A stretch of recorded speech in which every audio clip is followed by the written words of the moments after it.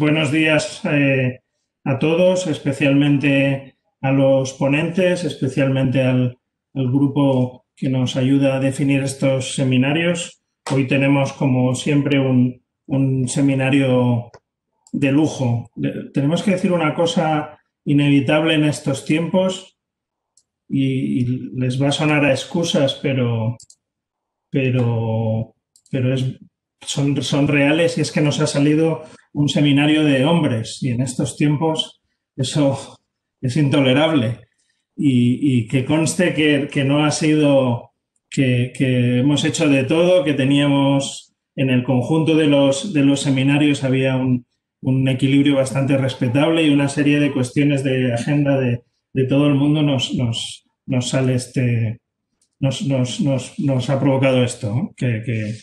Que lamentamos, porque en estos tiempos tiene su coste. Y hay gente que es inflexible con esto y bueno, lo lamentamos. Pero tenemos un plantel de lujo de ponentes. Yo no les voy a presentar, solo les quiero agradecer especialmente que estén con nosotros. Luego les va a presentar Jonathan Mencos, director del ICEFI, que es el moderador de esta sesión. Yo solo quería recordarles que hacemos este proyecto desde la Fundación ETEA con apoyo de APTEPECA, que es el programa de apoyo a la planificación estratégica de la Unión Europea, a temas institucionales y asociados a los programas europeos con el SICA, y que este seminario es el tercero de 4 que estamos realizando con el objetivo de recoger las posiciones, las reflexiones y los análisis de la academia sobre el enfoque regional del desarrollo, con la idea de hacer una síntesis posterior que podamos trasladar a la institucionalidad. En este conjunto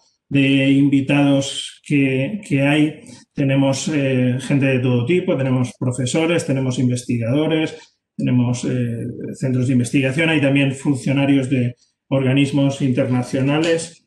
Es un grupo variado, es un grupo en el que casi todo el mundo podría ser ponente, porque tiene una larga experiencia en el enfoque regional del desarrollo, que más que la integración es lo que nos llama a estos seminarios.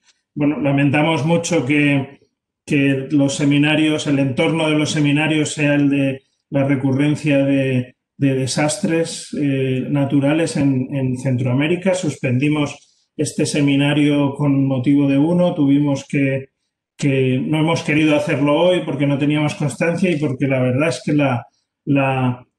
es difícil procesar tantas crisis y desastres como las que está sufriendo Centroamérica en estos años. Lamentamos mucho los daños que está causando.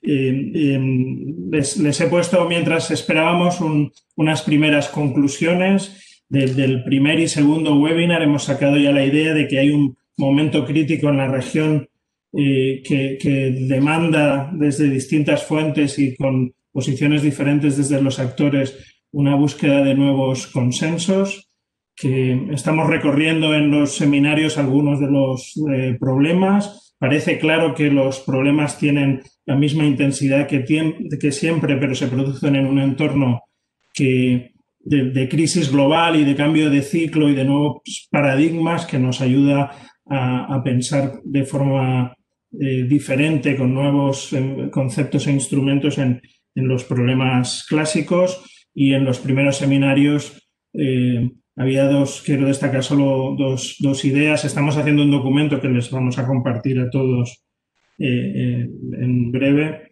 o cuando acaben los webinars. 2 ideas más. Una es que es preciso un diálogo de todos los actores de la región, y hemos discutido sobre cada uno de ellos, sobre algunos de ellos, y revisado sus posiciones sobre los intereses generales de la región. Y segundo, concluíamos el otro día en el webinar que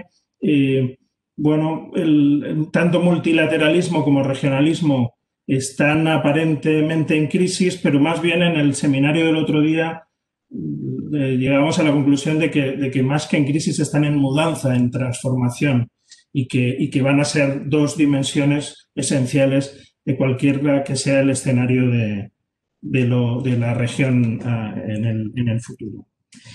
Bueno, y entonces yo me detengo aquí, solo quiero recordarles la dinámica. Voy a dar la palabra a Jonathan Mencos, que presentará a los ponentes de hoy. Después, cuando terminen sus intervenciones, haremos un coloquio. Podrán levantar la mano, señalarnos por el chat, ya les recordaremos, recogeremos algunas palabras y daremos paso a si hay tiempo, a una última intervención de los ponentes, ¿no? Si tuviésemos tiempo.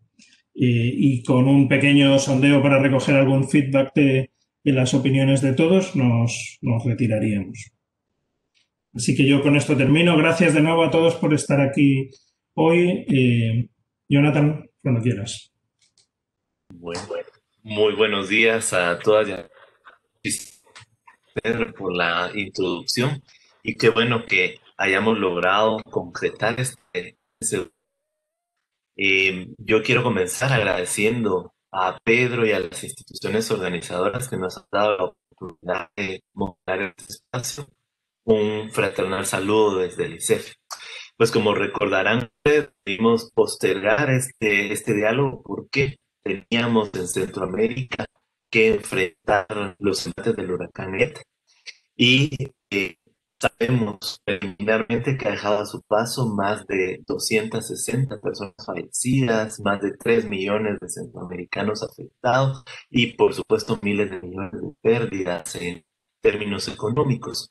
Y hoy, en medio de este esfuerzo de hablar sobre la Centroamérica del futuro, nos volvemos a enfrentar a otro huracán que nos reitera la necesidad de que la Centroamérica del futuro tenga bases diferentes, no solo de protección social, sino también de estilos de crecimiento económico, de generación de empleo, de transformación productiva y de sostenibilidad ambiental muy diferentes a la Centroamérica actual. Y para ello hemos invitado a 4 personas que tienen una amplia experiencia, conocemos sus puntos de vista, reconocemos en ellos la calidad moral y profesional para esta discusión. Y a mí me gustaría presentarlos disculpándome por la enorme brevedad en la presentación de cada uno de ellos, porque el tiempo también es un elemento con el que tenemos que lidiar en esta presentación. Bueno, en orden de sus exposiciones, quisiera presentar a Otón Solís, quien es director representante de Costa Rica en el Banco Centroamericano de Integración Económica, que tiene una larga trayectoria en el ámbito político y en el ámbito también económico. Después estará haciendo su exposición Jaime Granados, quien es especialista líder en comercio e inversión del sector comercio e integración del Banco Interamericano de Desarrollo y coordina el Hub de Comercio e Integración para Centroamérica, México, República Dominicana.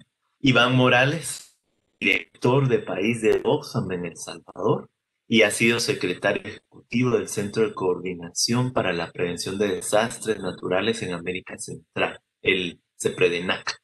Y Harry Brown, quien es director del Centro Internacional de Estudios Políticos y Sociales en Panamá y es un estudioso de las ciencias políticas y la sociología.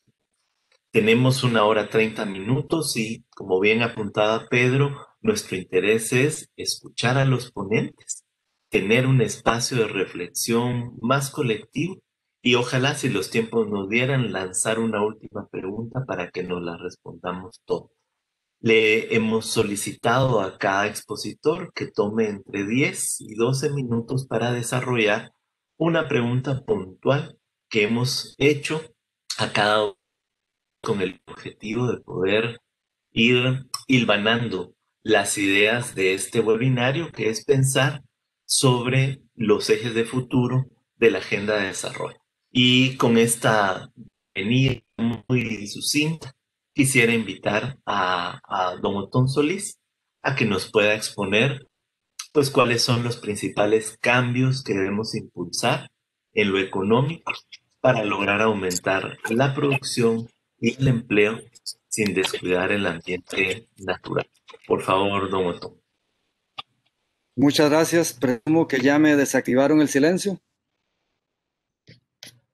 Hola. Le oímos perfectamente. Gracias. ¿Y ven la presentación? No, todavía no. Eso Todavía no. ¿Tiene que dar a compartir abajo? Ya lo hice, sí. No, pues, Pantalla. a ver. ¿Ahora? A ver. Ahora. Hágalo ahora. ¿Está ahí? No estaba. No. Vuelve a hacer el inicio con compartir. Ok. Ahora vamos a empezar a ver. Y ahora ya seleccione la presentación. Estupendo. ¿Está ahí? Sí. Si lo quiere poner en modo presentación, se verá un poco más. ¿Está ahí? Perfecto. Ok, buenos días y buenas tardes a quienes estén en otros tiempos.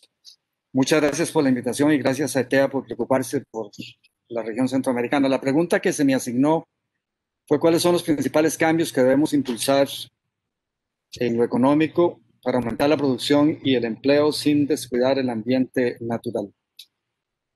Esta presentación, en esos escasos 12 minutos, yo podría decir lo que tenemos que hacer es incrementar la productividad del sector público. Para mí ahí está el gran cuello de botella en la región centroamericana para mejorar sus condiciones. Pero vamos a desarrollar el tema en el tiempo que me han dado. ¿Qué son los determinantes del crecimiento económico? Todos conocemos esto. En primer lugar, la cantidad de factores de que disponga un país. Esto es una variable exógena con muy poca posibilidad de cambios con políticas públicas y por eso no me abocaré a ese tema. El tema que sí es relevante es el tema de la productividad de esos factores de producción, ya no de la cantidad, sino de la productividad. ¿Y de qué depende esa productividad de los factores que dispone la región centroamericana y todas las regiones en realidad? En primer lugar, de su calidad, conocimientos incorporados, por ejemplo, en la mano de obra, el tipo de tecnologías que se utilizan para incorporarse en el capital, la asignación de los factores de producción, cómo se utilizan. Se utilizan con el criterio de maximizar su productividad social marginal o su productividad privada marginal. Por cierto, en estos dos temas, el I y el 2I, está una de las grandes discusiones que nos hemos desgastado tanto. Hay sectores que creen que el tema de incrementar el crecimiento del PIB es la asignación de factores de producción y que para eso hay que liberalizar fuerzas del mercado y que el mercado asigne y eso se logrará optimizar su productividad marginal. Hay otros sectores que consideran que la calidad de los factores de la producción, el cuello de botella, no así la forma en que se asignan, sino la calidad de los mismos. En tercer lugar, una variable que determina el crecimiento es cómo valoran las sociedades el enriquecimiento. ¿Es aceptado el premio al esfuerzo individual o es castigado? ¿Qué sistemas de retribución hay al esfuerzo y la capacidad? ¿Ganan los mejores o ganan los que encuentran atajos en la institucionalidad para salirse con la suya?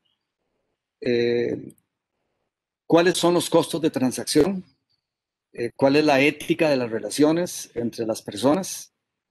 ¿Vivimos en un mundo de confianza y por lo tanto fluido o vivimos en un mundo de desconfianza y de litigio de todo tipo, formal en los tribunales y otro tipo de litigio y disputas que encarecen los costos de la transacción? Esta es parte del corazón de las tesis del ex premio Nobel de Economía Douglas North.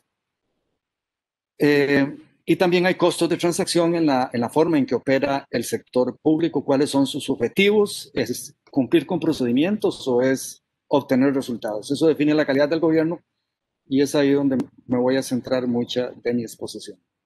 Hay factores de esos, como decía antes, que son exógenos, son recibidos o cuasi recibidos, y otros que son endógenos, construidos. Y unos son construidos por la cultura a lo largo del tiempo. Por ejemplo, el inciso 3, valorización social del enriquecimiento, el sistema de retribución, la ética horizontal entre los miembros de la sociedad, Pero hay otros que señalo aquí con la flecha que dependen sí de políticas públicas. La calidad de los factores de producción, la forma en que se asignan y los costos de transacción en lo relacionado con la eficiencia del sector público. Entonces, reitero, el papel, las políticas públicas tienen poco que hacer con el determinante 1, el de la cantidad, pero sí con esos determinantes que mencionaba hace un momento. Y las políticas públicas son influyentes en el determinante 2, la calidad de los factores de producción, y en los otros dos determinantes que mencionábamos antes, y ahí los responsables de las políticas públicas y los poderes de facto, incluyendo la academia, las organizaciones de la sociedad civil, cámaras, sindicatos, los poderes fácticos, la prensa, etcétera, tienen responsabilidad. Sin embargo, todo lo que se haga en esos campos depende de lo que haga el sector público, de la forma en que lo haga, sobre todo su productividad. Es decir, nosotros, por ejemplo, para actuar sobre la calidad de los factores de producción, que no es una variable exógena, sino una construida, necesitamos que el Estado sea eficiente, que haga las cosas bien, porque si no cuesta muy caro y no se hace. En el tema de la asignación también, puede ser que, aunque se deje partes al mercado, siempre el Estado tiene que hacer mucho. Y a veces cuando se deja todo en manos del mercado y se opta por políticas regulatorias para promover la competencia, los entes reguladores no operan con distanciamiento y con las normas de transparencia que se requieren. Y por supuesto, el propio sector público, lo que es aquí el inciso 6, juega un papel vital porque es su propia eficiencia. O sea, un sector público que sea ineficiente en sí mismo reduce las posibilidades de crecimiento económico. Para decirlo en términos económicos, el incremento en producto por capital va a ser menor porque el sector público absorbe muchos recursos públicos, pero además indirectamente porque no se logran los otros objetivos en los campos que mencionaba. Entonces, el sector público es de principalísima importancia en todo lo que ocurra en nuestras sociedades. Es decir, la calidad de los factores depende del Estado y hay mucha externalidad en algunos. Hay bienes públicos como son la educación y la tecnología, y ahí el Estado tiene que jugar un papel, les guste o no les guste. Yo creo que aún los sectores más llamados neoliberales aceptan que el Estado tiene un papel importante que jugar, por lo menos en algunos de los campos.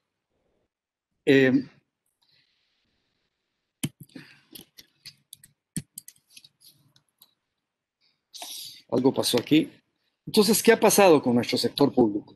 ¿Qué ha pasado con nuestro sector público? Yo me fui al índice de competitividad del World Economic Forum del año pasado, que divide las variables para medir competitividad en más o menos dos, lo que llaman Enabling Environment, que yo traduzco en ambiente facilitador, y en variables de mercado.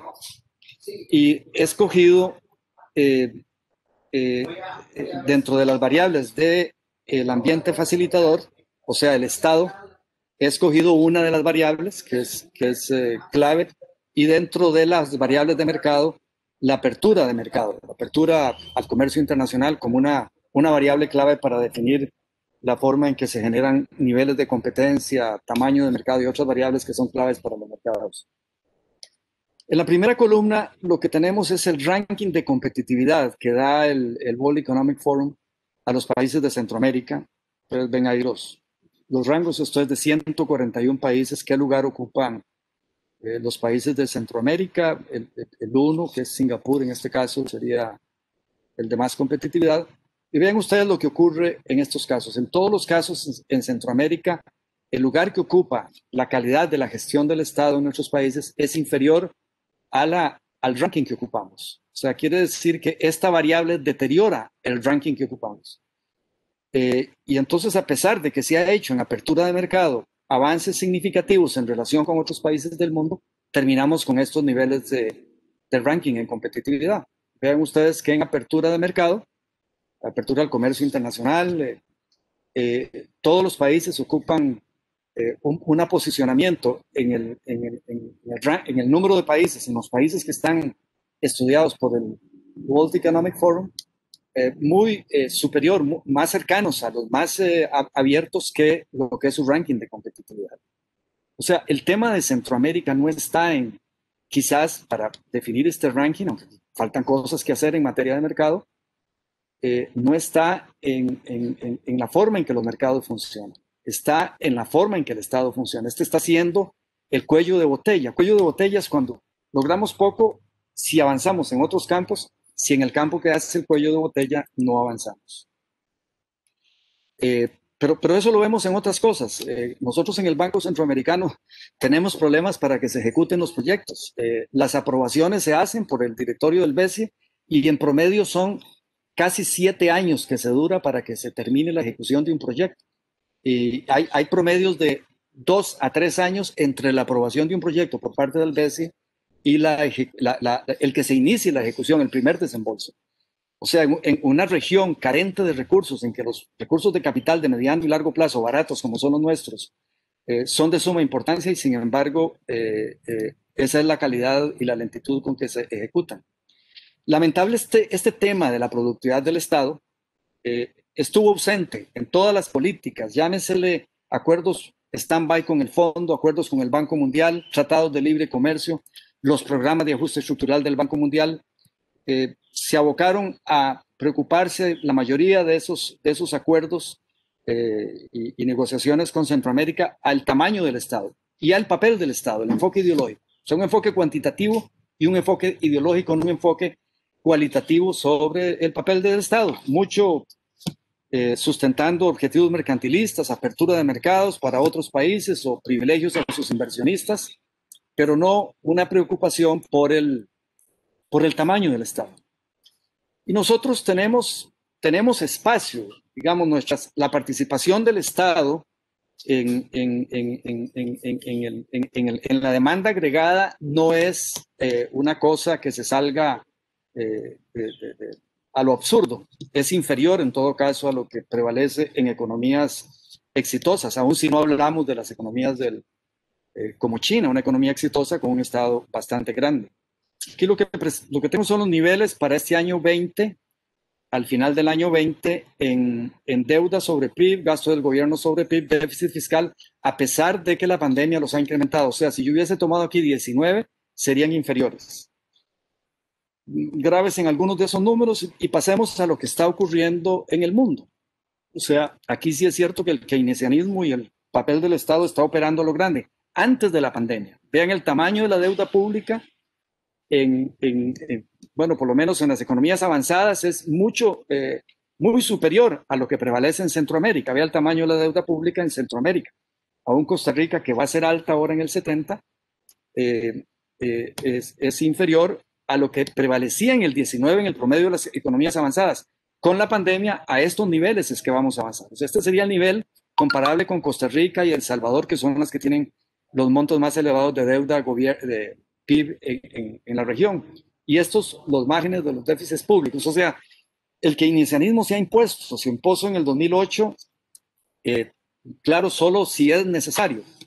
Pero eso es lo que pasa en Centroamérica, que quizás siempre es necesario un poco más de Estado, pero por supuesto necesitamos pensar en su eficiencia y su productividad.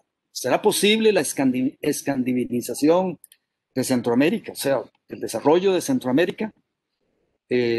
¿Cuáles son los principales cambios?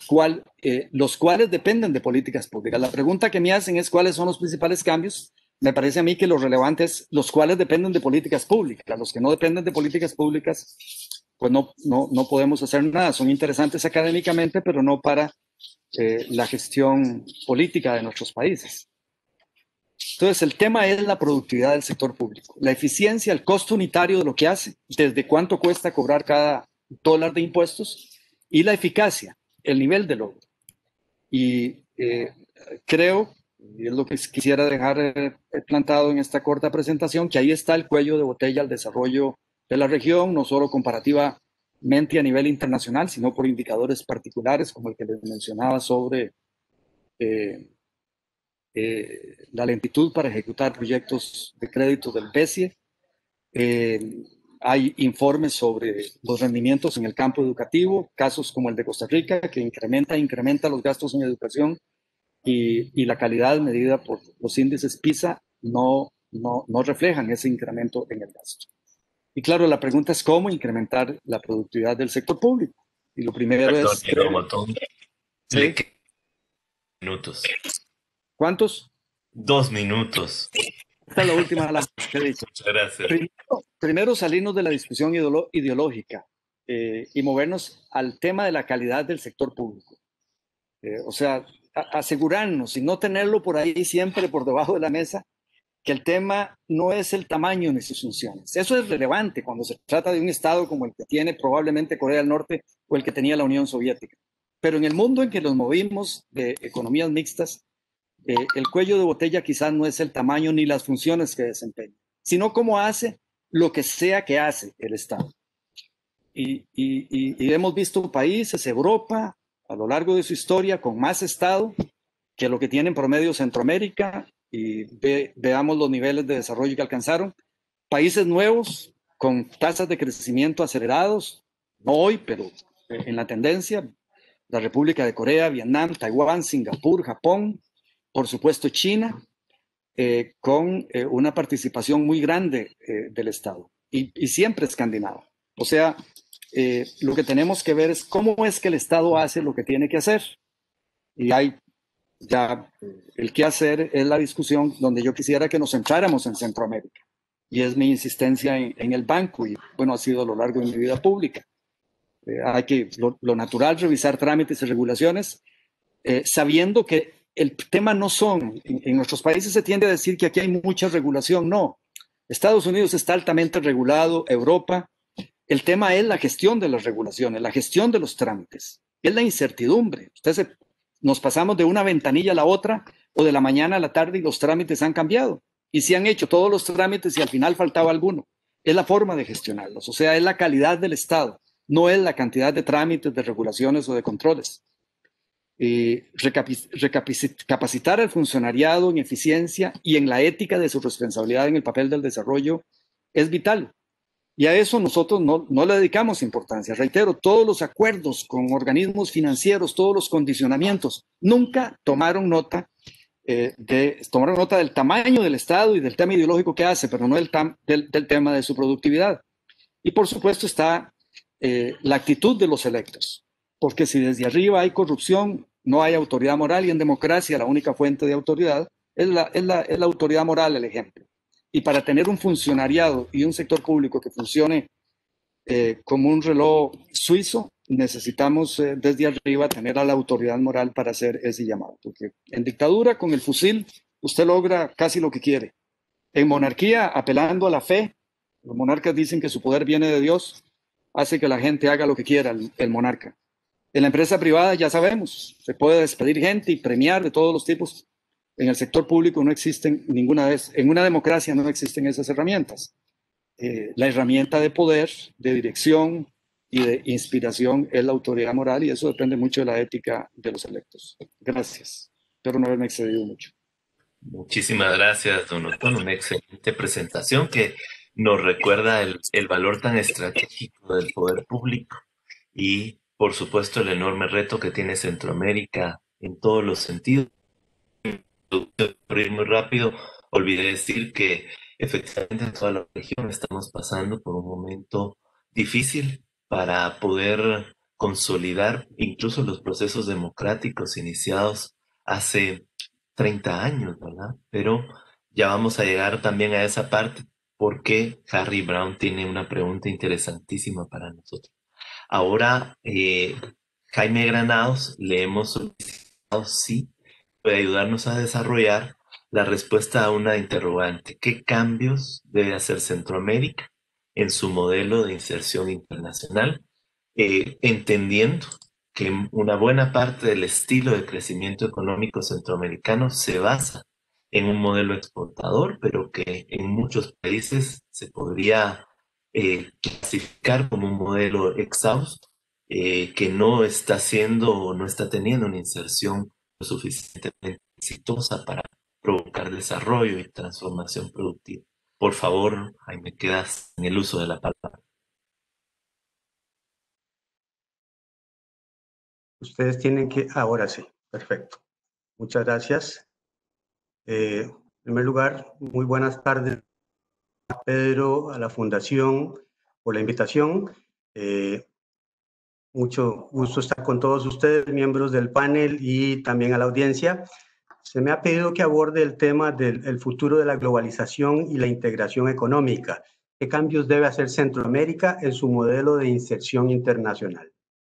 Yo quiero empezar diciendo que la integración siempre tiene dos vertientes de influencia, ¿verdad? O de inspiración. Una influencia interna y una influencia externa. La influencia interna se deriva del consenso público y privado, de los liderazgos políticos que existan, de los recursos financieros que existan para ello. Y en el caso de una iniciativa como la integración regional, depende también, desde el punto de vista interno, de la coordinación gubernamental que haya, ¿verdad? Que corre normalmente desde la coordinación de gobiernos hasta la supranacionalidad, que ha sido una especie de mala palabra en América Central. Sin embargo, son elementos muy importantes, los internos, pero muchas veces los internos vienen condicionados y son influidos directamente por la dimensión externa. Y en Centroamérica, siendo tan pequeña, siendo tan vulnerable, esa no es la excepción, más bien casi que es la regla. Es decir, la cantidad de elementos de influencia externa que moldean la integración y moldean en general la política pública regional en América Central es importante. Y eso es muy importante tenerlo en cuenta. Hay elementos de influencia intelectual, hay elementos de influencia económica, hay elementos de tipo de seguridad regional. La influencia intelectual la encontramos desde el puro inicio. Recordemos a Raúl Prebisch con las tesis cepalinas en los 50, o ejemplos más modernos como el consenso de Washington en los 90 con las ideas del regionalismo abierto. Pero también pueden influir gobiernos, pueden influir empresas, pueden influir organismos internacionales y pueden influir las grandes tendencias de alcance planetario, ¿no? El surgimiento de la globalización en los 90 fue un excelente ejemplo de cómo hubo necesidad de replantear mucho la integración en Centroamérica y se hizo de esa manera. El factor seguridad también siempre ha estado presente. De hecho, el factor seguridad en Europa fue el elemento interno que mayor cohesión y más atención le puso a la necesidad de invertir capital social para crear un mecanismo de integración regional que resolviera o que ayudara a darle estabilidad al proceso de pacificación y de reactivación productiva en aquel momento. Y esa dimensión de seguridad no ha estado externa, no ha sido exógena aquí en América Central, la hemos visto. En Centroamérica, en los 90, la integración fue un elemento esencial, parte de la receta para la pacificación de Centroamérica, y funcionó y ha estado funcionando de manera importante, incluyendo en el Mercosur también, en donde, recordemos, en algún momento hubo elementos de carrera armamentista y hasta carrera atómica que fueron contenidos de manera importante gracias a iniciativas como el lanzamiento del Mercosur. Por eso es que la pregunta es sumamente importante. ¿Por qué es que los elementos externos y qué elementos externos hay hoy a nivel global? Y voy a referirme a los términos de comercio, inversión e integración estrictamente, que tengan o que puedan tener un impacto en la integración centroamericana tal y como la conocemos al día de hoy. Quiero repasar algunas ideas que hace unos días estaba compartiendo con algunos de los aquí panelistas, con don Otón Solís, por ejemplo, en otros foros, y voy a repetir algunas de ellas que son relevantes para cuadrar todo este tema actualmente en función de la integración en Centroamérica. En primer lugar, hay varias situaciones que hemos estado revisando. En primer lugar, seguimos hablando de globalización. Sin embargo, lo que estamos notando desde hace ya casi 10 años es el concepto de slowbalización, es decir, que se viene a ralentizar de alguna manera muchos de los múltiples procesos económicos de alcance universal que veníamos viendo. Y podemos citar algunos de ellos. El comercio internacional, por ejemplo. En segundo lugar, todo este proceso de reshoring, o sea, la devolución de los procesos productivos hacia las metrópolis, luego de que muchos años anteriores había habido un proceso de offshoring hacia afuera, ¿no? Vemos también menos disponibilidad de capital en búsqueda de destinos de inversión. Había más capital antes dispuesto a buscar destino y a buscar dónde se ubica. Y no estoy hablando de flujos golondrina, estoy hablando de greenfield investment, es decir, de inversión para desarrollar proyectos en los países, sean proyectos de eficiencia, sean proyectos extractivos, etcétera, ¿verdad? Entonces, hay menos disponibilidad de inversión en el mundo y, consecuentemente, si estamos interesados en atraer inversiones, hay que hacer un esfuerzo adicional para lograrlo. También estamos viendo fuertemente los efectos comerciales de la guerra comercial, una especie de contención entre, sobre todo, las potencias en Oriente y las potencias aquí en las Américas, en donde no se han puesto de acuerdo, se están reacomodando sobre cómo va a ser su rol en el tema de comercio y en el tema político, y su presencia geoestratégica pasa por el comercio en primera instancia y en la inversión. Así que estamos viendo esas visiones separadas o diferentes y esa forma en que, sobre todo Estados Unidos, está queriendo buscar la manera de acomodar la presencia de China en el mundo actualmente, ¿no? Entonces, eso lo hemos estado viendo y eso ha incidido en la disminución de los flujos de comercio. Y todos lo sabemos ya, la peor crisis del comercio que hemos visto en más de 70 años, como efecto de la crisis de oferta y demanda causada por el confinamiento a raíz del COVID-19. De tal manera que este proceso de globalización lo hemos estado viendo en resumen porque el comercio ha crecido menos, porque hay un proceso de reshoring, porque hay menos capital de inversión, porque hay guerras comerciales y porque hay una crisis de oferta y demanda por virtud del COVID-19 que retrajo totalmente el comercio.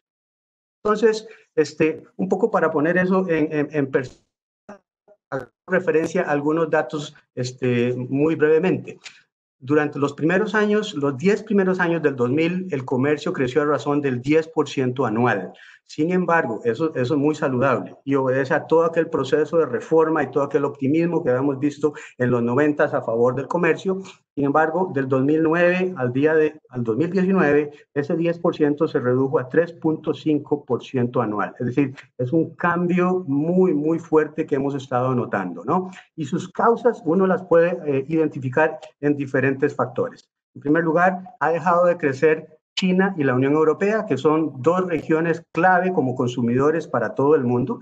En segundo lugar, hemos visto que los salarios en China han aumentado paulatinamente, consecuentemente ya no es objeto de tanto atractivo como lo pudo haber sido antes, pero no nos equivoquemos, sigue siendo la fábrica, sobre todo de manufacturas a nivel global, por varias décadas hacia adelante. No obstante, ya no tiene el mismo atractivo que tenía hace unos 10, 15, 20 años, en donde los salarios eran tan bajos que todo el mundo quería ir a hacer manufactura allá a China. Eso ya se está revirtiendo de alguna manera. Y en tercer lugar, el uso de nuevas tecnologías es un elemento sumamente importante que está también generando ese reshoring. ¿Por qué? Porque si antes despachábamos los procesos para que los hagan allá los chinos o los nicaragüenses o los dominicanos o los costarricenses, ahora con robotización y con tecnologías nuevas existe la posibilidad de que muchos de esos procesos reviertan al país, a la metrópoli, y consecuentemente ya no haya necesidad de despachar todos esos procesos hacia afuera. Entonces, esta conjunción de factores son los que vienen a generar esta globalization que hemos estado observando. Sin embargo, quisiera hacer una puntualización de algunos factores muy específicos del comercio y la integración y la inversión que estamos observando como megatendencias dentro de este gran contexto del globalization. En primer lugar, hay definitivamente una crisis del multilateralismo comercial. La OMC dejó de funcionar como se esperaba ya hace casi 10 años. Esperábamos que fuera una entidad de negociación de acuerdos, una entidad de resolución de conflictos de los acuerdos, y ninguna de esas dos dimensiones ha sido particularmente brillante en los últimos 10 años, ¿no? Todos ya sabemos la historia, pero no quiero yo repetir mucho eso. Lo que sí quiero recalcar aquí en esta primera dimensión es que continúa la proliferación de los megaprocesos de integración formal. Es decir, el domingo pasado, por ejemplo, 15 países asiáticos firmaron un acuerdo de asociación económica comprensiva regional. Eso es sumamente importante. ¿Cómo es que 15 países tan distintos entre sí, que incluyen grandes y pequeñas economías, lograron ponerse de acuerdo en un acuerdo de asociación comercial precisamente en este momento? Y ellos no han sido los únicos. En el 2019, los países africanos también suscribieron y ya entró en vigor un acuerdo para establecer un área de libre comercio en el continente africano, con más de 22 países y se espera que casi 40 países lo lleguen a suscribir. en América Latina. Este ejercicio lo habíamos dejado de lado hace unos 20 años y hoy nos preguntamos si dicho ejercicio no se debería retomar en alguna forma, obviamente mucho más pragmática, más enfocada en los temas urgentes como la armonización de las reglas de origen, la facilitación del comercio, y todo un contexto de acuerdos de sostenibilidad, respetando el medio ambiente, derechos laborales, etc. Así que hay una aquí primera gran megatendencia que estamos observando y que contrasta ese regionalismo grande con la crisis del multilateralismo. Contrasta, pero se explica una por razón de la otra, ¿no? Cuando no está funcionando bien el multilateralismo, hay una tendencia a irnos hacia la regionalización. Una segunda tendencia que estamos observando a nivel global es esa de relocalizar los procesos productivos, ciertos procesos productivos, ya sea mediante el reshoring, que es precisamente lo que veníamos diciendo, volver los procesos a la metrópoli, o al nearshoring, que es traernos algunos de esos procesos de Asia y relocalizarlo más o menos a una o dos usos horarios de distancia de la capital, ¿no? Y aquí es donde América Latina estaría bien posicionado en principio, y sobre todo entre más al norte, mejor posicionados, entre más cerca de los grandes mercados estemos, mucho mejor, y consecuentemente hay aquí una oportunidad. Se dice, y el McKinsey Global Institute estimó que si bien hay más o menos 25 trillones anuales de comercio de bienes y servicios a nivel anual, a nivel global, más o menos un 20% de ello, unos 4, casi 5 trillones de dólares, podría sufrir algún reacomodo en el curso de los siguientes años, precisamente por toda esta situación que hemos estado mencionando del reacomodo de las cadenas globales de valor, etcétera. Y déjenme dar un ejemplo, porque muchas veces estos movimientos empresariales se deben ya no solo a decisiones del Board of Directors de la compañía, sino también muchas veces a razones de política pública fundadas a veces en temas de seguridad nacional o seguridad regional.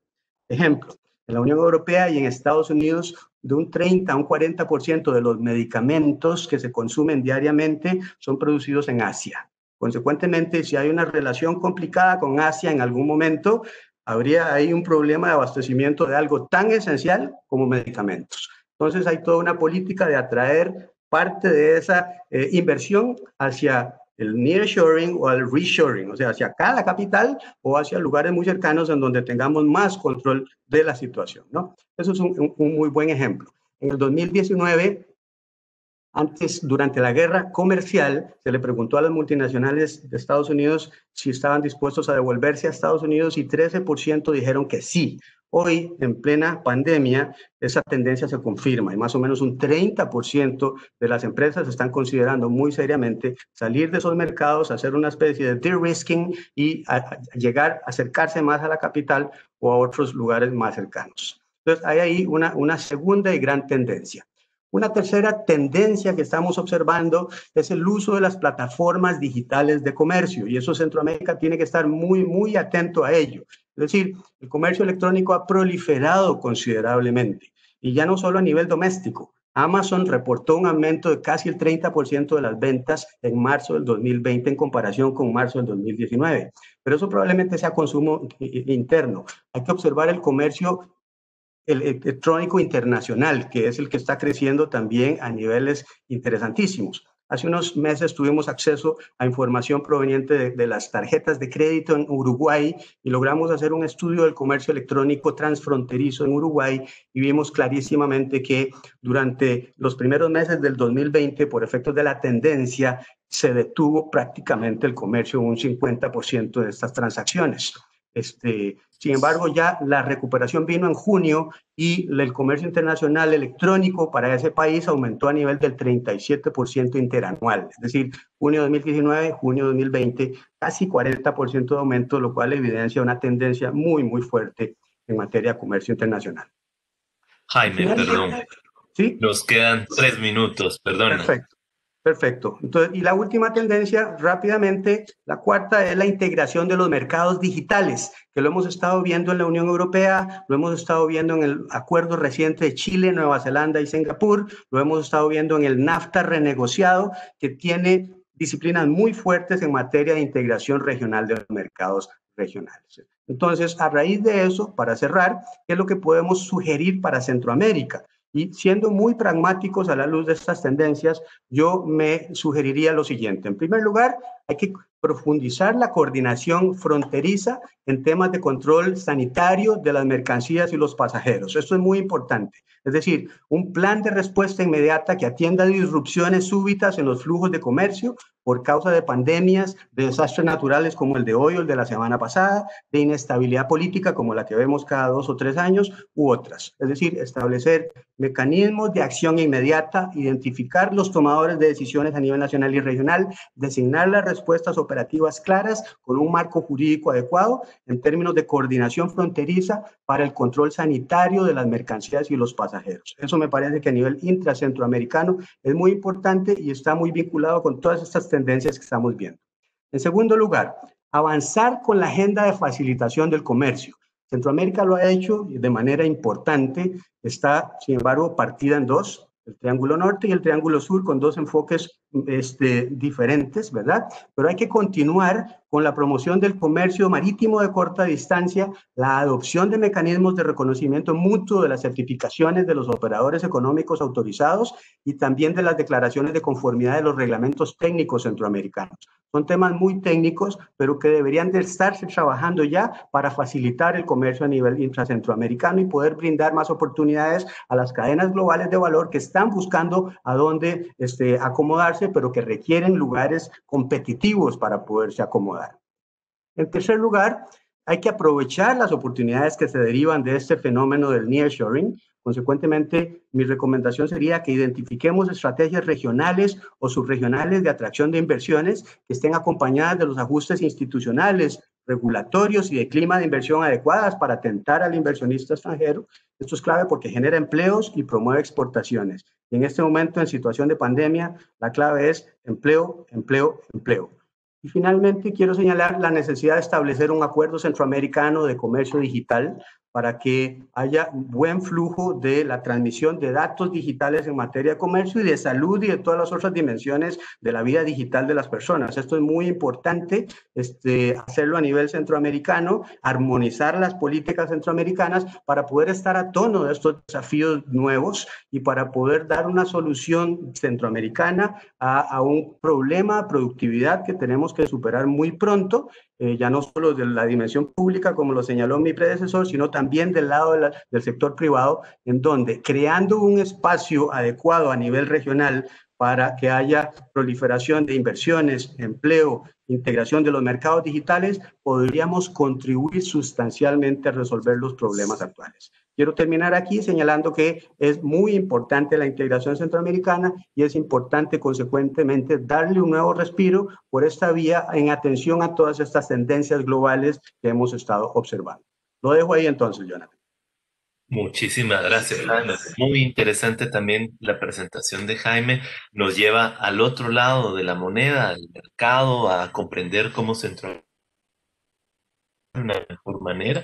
Y pues ahora nos toca escuchar a Iván Morales, a quien le hemos solicitado que nos platique sobre, de acuerdo a su visión, qué instrumentos y políticas permitirían lograr un piso común para el desarrollo social de los estados centroamericanos y qué comunes denominadores se podrían encontrar o fomentar desde lo regional. Y bueno, Iván siendo también un experto en los contextos que ahora está enfrentando Centroamérica ante estos embates. Por favor, Iván, bienvenido. Bueno, muchas gracias, Jonathan. Quisiera primero empezar por agradecer la invitación y un saludo muy especial a mis queridos amigos Pedro y Vicente y a mi querida amiga Olga. Gracias, Jonathan, por esa introducción difícil en esta altura de mis predecesores en este análisis que me parece muy oportuno en términos de la valoración del Estado y los mercados. Creo que Pedro hizo dos conclusiones al inicio que nos ayudan a enfocar mucho esto. Necesitamos un diálogo y un diálogo amplio, pero también necesitamos pensar que el regionalismo y la integración está en una crisis, en una transformación. Eso es un mensaje esperanzador. Y entonces nuestros debates pueden tener un buen terreno fértil donde caer. En relación a la orientación de la pregunta, Jonathan, yo me voy a concentrar y me voy a atrever a plantear tres cosas, y lo que diré en estos minutos van a estar relacionados con esas tres cosas. Pensando justamente en la construcción de una agenda en ese contexto. Primero, hacer de la integración un asunto ciudadano. Segundo, hacer de la lucha contra la desigualdad un asunto prioritario. Y tercero, hacer de la vulnerabilidad y el riesgo un asunto de urgencia. En relación a lo primero, hacer de la integración un asunto ciudadano, creo que hay varios aspectos que hay que dimensionar aquí. Lo primero es la confianza de la ciudadanía en la democracia. En las últimas décadas, la población centroamericana ha mostrado un deterioro en su nivel de satisfacción o de aceptación, digamos, de la democracia, y también en la confianza en las instituciones democráticas y en el rol de los estados. Ahí la corrupción, la falta de transparencia, el poder de influencia de algunas élites, pues ha generado desafección en la población, tanto en la calidad de la democracia como en el incremento de la percepción de que los estados están gobernando para unos pocos. El apoyo a la democracia por parte de la población en América Latina pasó del 61% en 2009 al 48% en el 2018. Claro que esto coincide con un conjunto de medidas tomadas para superar la crisis que tuvieron un efecto y repercusiones en el ámbito social y también en el ámbito político. Mientras el 28% de la población en América Latina le da lo mismo si estamos en un régimen democrático o no democrático, siempre y cuando satisfaga sus principales problemas, en el caso de los países de la región SICA es el 34% de la población. Eso significa también que la población además percibe que los estados gobiernan, digamos, para una pequeña élite y para esos beneficios más que para los beneficios de la población. El segundo aspecto en este primer gran tema es qué tan cerca está la integración y los estados de la agenda y de las preocupaciones de la gente. La insatisfacción por la democracia conduce a cuestionar a los gobiernos nacionales y también a las instancias subregionales sobre su capacidad de responder a las necesidades prácticas de la población. Y esto genera también la necesidad de dinámicas que puedan conectar con las agendas de los territorios. Y el tercer elemento es este conjunto de nuevas formas de participación. La ciudadanía y su manera de organizarse ha cambiado muchísimo de los momentos en que logramos la pacificación de Centroamérica y el lanzamiento de una agenda de desarrollo. Existen nuevas expresiones que tienen también legitimidad, organizadas o no, y que exigen mayor participación en las decisiones que afectan sus vidas. Y allí destacan muchísimo los movimientos de las juventudes y los movimientos feministas, que están también demostrando que la exigencia de los derechos y la defensa de la democracia debe ser interseccional, intergeneracional y que debe de contribuir a superar las enormes brechas de género que todavía subsisten. Yo estoy convencido que el propio movimiento social, como lo hizo en el pasado, pero ahora quizá con nuevas expresiones, encontrarán formas de articularse o al menos de hacer llegar sus mensajes y canales para hacer sentir la necesidad de su participación en los procesos, en este caso de integración. Y la viabilidad de la integración pasa por eso, por enamorar a una ciudadanía que sienta beneficio de la integración. El segundo aspecto, que tiene que ver con el combate de la desigualdad como asunto prioritario. Bueno, en Oxfam hemos venido señalando que en realidad lo que estamos enfrentando es una crisis de desigualdad extrema. Y que lo que el mundo está enfrentando en esa crisis desde el inicio más o menos de de la crisis económica es una brecha creciente entre el extremo más rico de la población y el más pobre, a tal punto que en los últimos 10 años, o los 10 años posteriores a la crisis, el número de 1.000 millonarios, es decir, de personas cuyos patrimonios superan los 1.000 millones de dólares, se ha duplicado. Entre el 2017 y el 2018, cada 2 días surgía un nuevo 1.000 millonario. Y en el 2019, los 1.000 millonarios tenían más riqueza, y son apenas 2.153, más riqueza que los 4.600 millones de personas más pobres del mundo. El 1% de la población más rica sigue acumulando más riqueza que el 99% de la población. Esa crisis de desigualdad extrema, que no solo puede ser vista como una crisis de riqueza o de ingresos, afecta todos los órdenes de vida. Por supuesto que afecta en el tema del crecimiento económico, y tenemos varios estudios, por ejemplo, del Fondo Monetario, que señala que un 1% en el aumento de la proporción de ingresos de este grupo, o del 20% más rico, tiene un impacto inmediato en la desigualdad y en la desaceleración del crecimiento económico. Pero esto también genera inestabilidad política y social. Economía artificial, y se fundamenta en esconder realidades como el hecho del trabajo del cuidado. La mayoría del trabajo del cuidado recae sobre mujeres y no reconocemos su aporte a las economías de los países. Entonces, esta desigualdad, que es multidimensional, nos permite entender, cuando hablamos también, de dónde poner el foco en las políticas sociales. Hemos trabajado en los últimos años también en el diseño de este enfoque de desigualdad multidimensional, en el sentido de orientarlo más a aquello que define la calidad de vida de las personas en términos de un conjunto de cosas que son valiosas para poder ser y para poder hacer.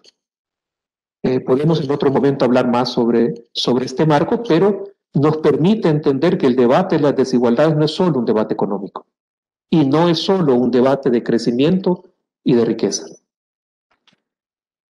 En eso, cuando ahora sufrimos el embate de la COVID, también hay que reconocer que el COVID nos afectó igualmente de manera desigual, según lo que teníamos definido previo a su llegada. Un informe nuestro de julio de este año, que se llama ¿Quién paga la cuenta?, hace un análisis, por ejemplo, de la situación previo a la pandemia y el impacto que ha tenido la pandemia en ese incremento de desigualdades. La realidad ya era precaria, pero se ha ido haciendo aún más. El análisis de julio, por ejemplo, de CEPAL, las proyecciones de aquel momento, nos decían que 52 millones de personas se convertirían en pobres y que 40 millones de personas iban a perder sus empleos en América Latina. En contraste, en nuestro análisis, en ese mismo periodo, encontramos que en los primeros 2 meses, abril y mayo del confinamiento, habían aparecido 8 nuevos 1.000 millonarios en América Latina, es decir, uno cada 2 semanas. Es un enorme contraste. 8 personas acumulando riqueza, 52 millones cayendo en pobreza. Ese mismo análisis de CEPAL nos revelaba y nos llamaba la atención hacia la posibilidad de un retroceso de 15 años en la lucha contra la pobreza. Y esto obviamente nos lleva a un tercer elemento. Tanto antes de la pandemia como después de la pandemia, el fenómeno de la captura política sigue determinando ese enorme desbalance. El análisis de la perspectiva de ingresos y de riqueza sí nos ayuda, por ejemplo, para entender cómo esa concentración de riqueza ocurre por la existencia de grupos o de élites que tienen un enorme poder de influencia en las decisiones del Estado, en las inversiones, etcétera, y que al final redundan en beneficios para estos mismos grupos. En todo este contexto, y para no entrar en lo ya dicho por quienes antecedieron, en términos de política social, nuestra recomendación sería, primero, hay que recaudar y hay que recaudar más para blindar políticas sociales justas. El espacio fiscal en nuestra región todavía es amplio. Por ejemplo, si analizamos impuestos al patrimonio, a las rentas altas o a los beneficios extraordinarios que hemos tenido a partir de la pandemia, si eliminamos incentivos fiscales que generan privilegios, si enfrentamos con más decisión el combate a la evasión fiscal, si combatimos la corrupción y exigimos mayor transparencia, podemos tener un espacio para reinvertir justamente en políticas sociales. Y dentro de esas políticas sociales es importante privilegiar los sistemas de protección social universal.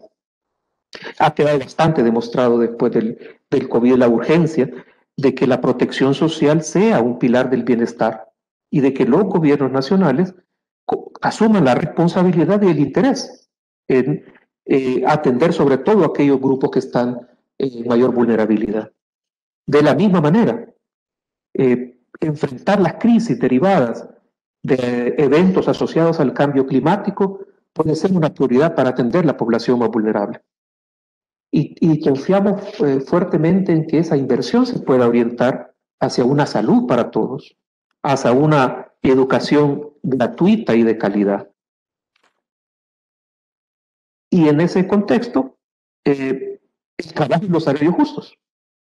La importancia de erradicar el trabajo esclavo y los salarios de pobreza, de promover la organización de los y las trabajadoras, de terminar con todas las formas de trabajo precario y de garantizar nuevos empleos que respeten los derechos. Y un elemento clave es la economía del cuidado y la brecha de género. Fortalecer los sistemas de cuidado para garantizar una corresponsabilidad de los cuidados por parte del Estado y que no siga recayendo mayoritariamente sobre mujeres y niñas. Y en la brecha de género, por supuesto, esto implica una compensación de ese trabajo de cuidado no remunerado, pero también significa acabar con la brecha salarial entre hombres y mujeres. Igualdad entre hombres y mujeres para el acceso a la propiedad y a la herencia, ¿sí? Solo para citar algunos ejemplos. La desigualdad es multidimensional, tiene causas estructurales y hoy día constituye el principal obstáculo para el desarrollo y para la superación de la pobreza. En ese contexto, la protección social es un pilar del bienestar y será clave para reconstruir nuestras sociedades post-COVID y debería ser clave para reconstruir nuestra lectura de la integración y de la regionalización hacia el futuro. El tercer elemento, hacer de la vulnerabilidad y el riesgo un asunto de urgencia. Creo que todo el mundo entiende que la región de Centroamérica es la región más vulnerable frente al cambio climático. Hay muchísimos análisis, estudios y clasificaciones que lo muestran. Es la zona del mundo con mayor probabilidad de ocurrencia de desastres por su posición geográfica, por los procesos de acumulación de riesgos que hemos hecho en todos estos años, el incremento en la vulnerabilidad, también el incremento en las amenazas naturales como resultado del cambio climático. Entonces, obviamente a esto se relacionan los procesos de urbanización no planificada, los procesos de inequidad, la degradación ambiental. Y un análisis, por ejemplo, del Banco Mundial decía que en el año 2019 el costo económico de los desastres climáticos, sobre todo hidrometeorológicos, en Centroamérica en los últimos 20 años llegaba alrededor de 37.338 millones de dólares. Y ese mismo estudio reconocía que el impacto era 14 veces más grande en mujeres que en hombres. El índice de riesgo, ¿sí? Perdona que yo tengo a cargo el cronómetro. Con gusto, 3 minutos. con gusto, con gusto. He tratado de ser breve, pero tiene razón. Okay. Bueno, el índice de riesgo nos marca que de los 8 países de la región centroamericana, 4 están dentro de los 15 más susceptibles a estos impactos en el mundo. Por muchísimas razones. Únicamente hago el llamado a decir, podemos analizar dónde están las mayores expresiones y hasta hoy, territorialmente, el corredor seco centroamericano es el foco más fuerte del impacto de ese cambio climático. ¿Qué necesitamos frente a eso? Porque de un lado sabemos que la región es vulnerable, sabemos que el cambio climático nos irá enfrentando con fenómenos cada vez más extremos. Y sabemos que el impacto de los desastres nos hace retroceder en nuestros esfuerzos de desarrollo. Del otro lado, hemos actualizado nuestro conocimiento científico, hemos diseñado algunas legislaciones y hemos fortalecido nuestros sistemas de protección civil. Entonces, ¿por qué estamos siendo impactados cada vez más? Y esa es una pregunta legítima que hay que hacer hacia la agenda del futuro. No tengo la respuesta, pero puedo adelantar 4 elementos que son útiles para esa reflexión. Primero, no estamos conectando el riesgo con los debates de desarrollo y de la democracia. Por un lado, la comunidad científica y del análisis del riesgo acumula conocimiento, prácticas, experiencias, pero del otro lado,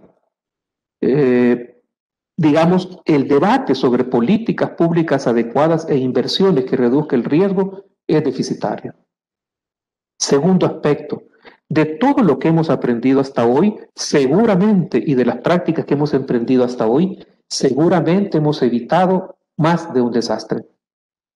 Pero no es suficiente si no introducimos el análisis estructural y entender que ese riesgo es parte de la realidad actual de Centroamérica.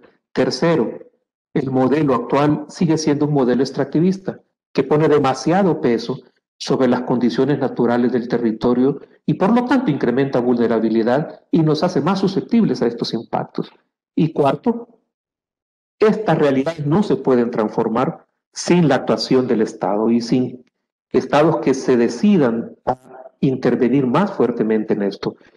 Y todo el esquema, la gestión integral de riesgos de desastres es fundamental para hacer las conexiones en estos 4 puntos. Cierro diciendo, como empecé, si queremos construir una agenda para la integración futura y la región, hay que hacer de la integración un asunto ciudadano, hay que hacer de la lucha contra la desigualdad un asunto prioritario y hay que hacer de la vulnerabilidad y el riesgo un asunto de urgencia. Muchas gracias, Jonathan. Muchísimas gracias, Iván. Y bueno, Iván nos agrega dentro de la agenda las discusiones ambientales, el reto de... Y ahora falta escuchar la opinión de Harry Brown sobre la institucionalidad. Si se puede volver a remozar la democracia desde lo regional en un contexto en el que las personas en general perciben cada vez menos concreto los logros de la democracia en Centroamérica. ¿Podríamos pensar en algo así, Harry, como lo hizo en su momento Esquipulas? Te dejamos a ti la pregunta y el uso de la palabra, por favor. Sí, buenos días y buenas tardes. Gracias, Jonathan, por la introducción. Quiero aprovechar también para agradecer a las organizaciones eh, que me invitaron y nos han convocado a estas actividades. Ese agradecimiento quiero hacerlo especialmente a través de Pedro Caldentay, que fue quien se comunicó conmigo. Así que pues, gracias Pedro y gracias a todas las personas que están detrás, que normalmente no vemos y que trabajan muy duro para organizar estos eventos. Como dijo Jonathan, a mí me plantearon una pregunta que es, ¿cómo se puede remozar la democracia desde lo regional? Eh, y afortunadamente hubo 2 intervenciones que sucedieron durante el primer seminario, que fueron la de Alexander Segovia y la de Salvador Martí, que me van a servir para continuar esa línea de pensamiento. Yo creo que eso es bueno para lo que se quiere hacer con estas actividades, porque espero que más o menos nos ayude pues, a tener una idea común que sirva para luego elaborar propuestas y acciones. Pero voy a recordar rápidamente que nos dijeron Alexander Segovia y Salvador Martí, que creo que no están aquí ahora. Eh, Miren, ¿qué dijo Salvador Martí? Él dijo algo muy interesante de salida, que fue que en América Central, básicamente, con excepción de Costa Rica, estamos en medio de una primera democratización. Y eso es fundamental para todos quienes hemos estudiado y leído, por ejemplo, a Robert Dahl, pues las élites de los países no son democráticas automáticamente, sino que hay un proceso de aprendizaje de los procedimientos democráticos y una consolidación de sus valores democráticos. Eso no ha sucedido todavía en América Latina porque es un proceso largo. Eh, Históricamente largo. Eso por un lado nos dijo Salvador Martí, pero también nos dijo que nuestros partidos políticos tienen un origen bélico desde la guerrilla, en algunos casos, y un origen bélico desde la contrainsurgencia. Por lo tanto, entienden la competencia electoral y la democracia pues como un juego de suma cero. Todo lo contrario de lo que teóricamente esperamos de la democracia. Se supone que en la democracia tenemos que caber todos. Pues no, según dijo Salvador Martí, desde el punto de vista, desde los antecedentes en general de nuestros partidos políticos. Y también dijo algo muy importante que no solamente, y quiero decirlo, no, creo que mi presentación no solamente se alinea con lo que dijeron Alexander Segovia y Salvador Martí, sino que coincide en muy buena medida con quienes me antecedieron en la palabra. La necesidad, dijo Salvador, de no conocemos todo, entre comillas, todo sobre los pobres centroamericanos, sobre los pobres de América Central, pero no sabemos muy poco sobre los ricos. No solamente, digamos, sobre sus actividades económicas, sino también sobre qué piensan del desarrollo, sobre sus valores democráticos, sobre la manera de entender la economía. Nosotros lo inferimos, básicamente, pero tenemos poca información, muy pocos estudios al respecto. Eso fue lo que nos dijo Salvador, y Alexander Segovia habló de que las élites centroamericanas no tienen proyectos de desarrollo, no tienen proyectos país. Y eso es muy importante también para la democracia, porque estamos teniendo elecciones, pero realmente no estamos teniendo elecciones en las que están compitiendo diferentes proyectos de país. O sea, hay alternancia, pero no, si tenemos suerte, hay alternancia, pero no está habiendo alternancia de proyectos, que es lo que se espera que haya en democracia. Habló también Alexander Segovia de la desigualdad, hoy también lo he mencionado insistentemente. Habló del tipo de Estado que tenemos en América Central, y esto es un apunte mío, cuando el proyecto, o digamos, cuando el no proyecto es asediar al Estado. Estoy recordando, porque lo acaba de decir la presentación de Otón Solís, que necesitamos una discusión sobre los estados de América Central en las que unas élites tienen como parte de su no proyecto asediar a los estados de nuestros países. Y también se preguntó Alexander Segovia cuál es la coalición política que impulsaría un proyecto de desarrollo centroamericano. Es difícil saberlo ahora. ¿Qué tipo de empresarios, los académicos, qué condiciones tenemos los académicos para formar parte de ese proyecto? Los profesionales, los organismos internacionales, los trabajadores, sabiendo que hay muchísimos trabajadores informales. Ese es el diagnóstico que yo comparto, que hicieron Alexander Segovia y Salvador Martí, que yo comparto. Entonces quiero mostrarles, a ver si puedo compartir rápidamente. Wow, tengo un montón de cosas abiertas y a ver si puedo encontrar. Creo que no lo voy a encontrar. De hecho, está demorando. Bueno, lo que quería compartirles, era así, creo que es esta, aquí está. Esta gráfica nos indica cuál es el estado de la democracia. ¿La pueden ver? Creo que sí. Sí, sí. Sí, la gráfica es el producto del proyecto VIDEM que se lleva en la Universidad de Gotemburgo, pero que se hace globalmente. Aquí podemos ver, según estas 5 dimensiones de la democracia, lo que dice el proyecto VIDEM, dónde están las debilidades de la democracia en América Central.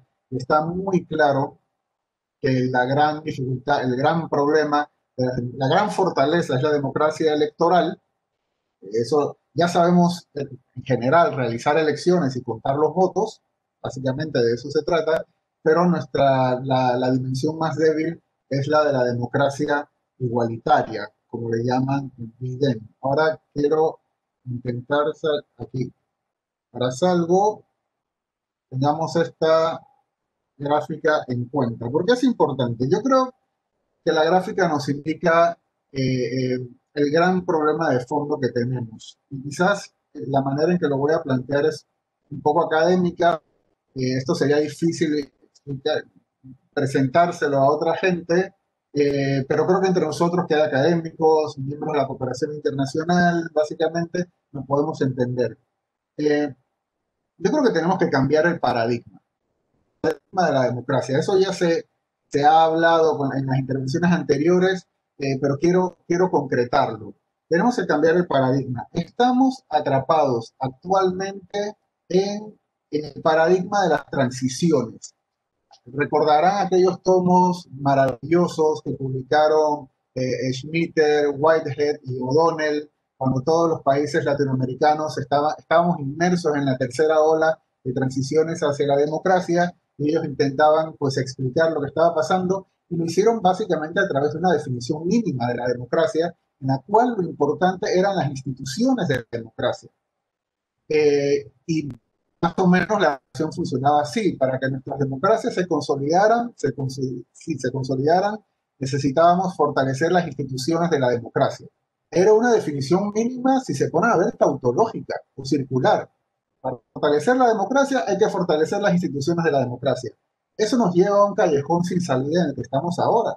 Y hemos abandonado aquella discusión tan vigorosa que teníamos en la década de los 70, tenía el mundo, no solamente nosotros en América Latina, esa discusión vigorosa de los 70, de los 60, en los que se hablaba de la democracia económica y de la democracia social. Lo que nos dijeron desde el paradigma de las transiciones hacia la democracia era como, bueno, eso llegará después. Eso, si las instituciones funcionan, ya habrá democracia social y democracia económica, pero no ha llegado y no parece que vaya a llegar por cuenta propia. Por lo tanto, el cambio de paradigma es traer las condiciones materiales de vida de las personas al centro de la discusión de la democracia, que es lo que han mencionado en varias ocasiones, directa o indirectamente, los compañeros que me han antecedido. ¿De qué se trata básicamente? Pensando en una especie de estado de bienestar. Va a ser el estado de bienestar que construyeron y hablaron del espacio fiscal que tenemos, lo acaban de hacer. No va a ser básicamente el estado de Ciudad Morales, el estado de bienestar al estilo que incluso tienen televisión pública. O sea, no sé, eso para las condiciones nuestras quizás que se pudiera hacer magnífico, pero es un exceso. Básicamente estamos hablando de los servicios básicos, de la salud, de la educación y de la vivienda. En el centro de la discusión sobre la democracia tienen que estar esas condiciones materiales de la población, porque la hipótesis es sencilla.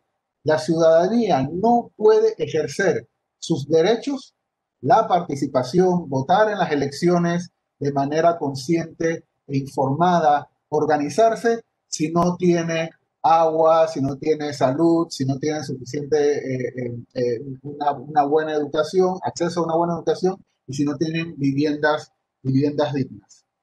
Entonces el cambio de paradigma es muy importante y hay que hacerlo conscientemente desde la cooperación internacional, y tenemos que hacerlo conscientemente desde la academia en el CIEPS, que es el centro que dirijo, ya lo estamos haciendo, Nosotros hemos creado una encuesta propia, que es la encuesta de ciudadanía y derechos, no porque no nos parezca importante las encuestas del Barómetro de las Américas, por ejemplo, sino que son encuestas que están muy centradas en el rendimiento de las instituciones. Y yo creo que eso deja por fuera los problemas de la democracia de América Central. Por lo tanto, nosotros realizamos la encuesta de ciudadanía y derechos que está pensada para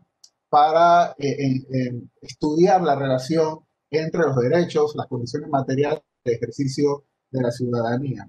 Y la población no sabe, en todas esas encuestas que tenemos, el Barómetro de las Américas, las encuestas que hemos estado realizando desde el CIEPS en Panamá, la gente sabe que nuestros países son tremendamente desiguales, pero de eso no se habla suficientemente en los medios de comunicación y allí voy a llegar. Entonces, cambio de paradigma consciente y real. Y no, digamos, no es un asunto trasnochado que ahora nos vamos a volver todos marxistas para quienes tengan temor a eso. Hay autores centrales, mainstream de la ciencia política que tratan estos temas, pero que no se discuten suficientemente. Estoy pensando en Carles Boix, con aquel libro maravilloso del 2015, Political Order and Inequality, o en Guillermo O'Donnell, el mismísimo Guillermo O'Donnell, con la pobreza, desigualdad en América Latina, que es un libro de 1999. Rescatemos esa producción para repensar la democracia desde otro punto de vista. ¿Qué hacemos con los actores? A ver, los partidos políticos son centrales, pero tenemos partidos políticos cada vez menos confiables, aunque parezca mentira, ya eran muy poco confiables, pero cada vez se superan a sí mismos y son menos confiables según dicen las encuestas.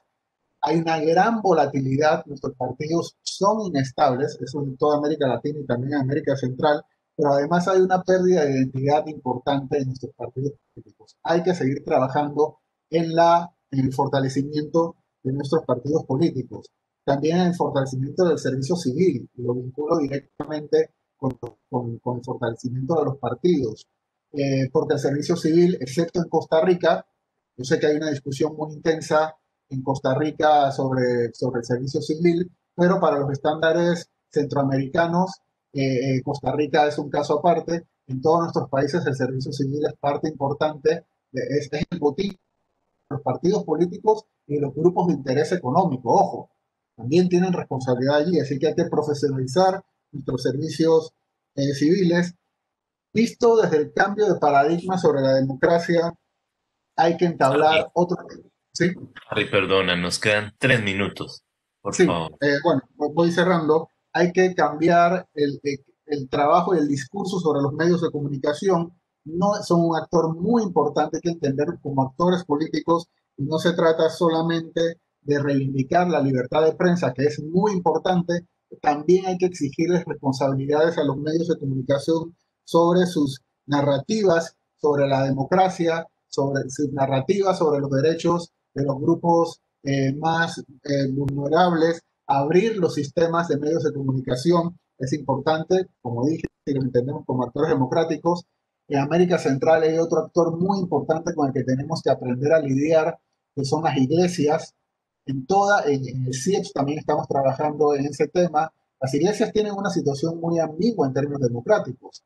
Eh, algunos, no, bueno, algunos grupos religiosos tienen una agenda que atenta contra los derechos humanos, pero también tenemos que entender que esos grupos religiosos están incorporando a la comunidad política a una masa de grupos vulnerables que no tienen participación a través de los partidos políticos. ¿Qué vamos a hacer con ellos? No los hemos estudiado suficientemente y tenemos que buscar, son un actor que no se va a ir.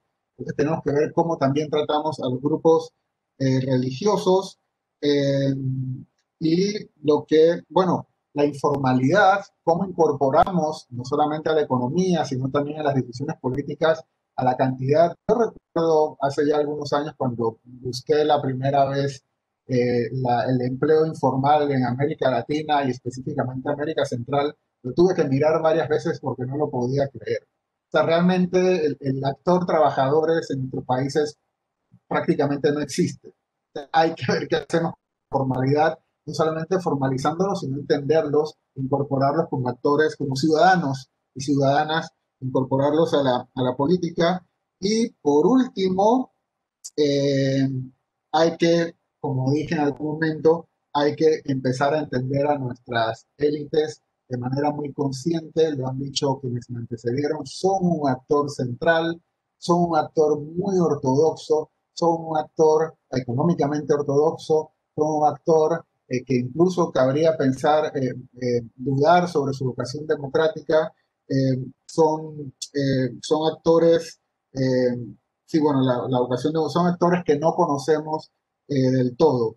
Y hay una cuestión muy curiosa, hay un libro, seguramente todos conocen aquel libro de Colin Hay, no solamente pensando en las élites económicas, sino también en las élites políticas, la contradicción, la tensión entre élites políticas que llegan a la conducción del Estado para desmontar sus propias bases de poder político.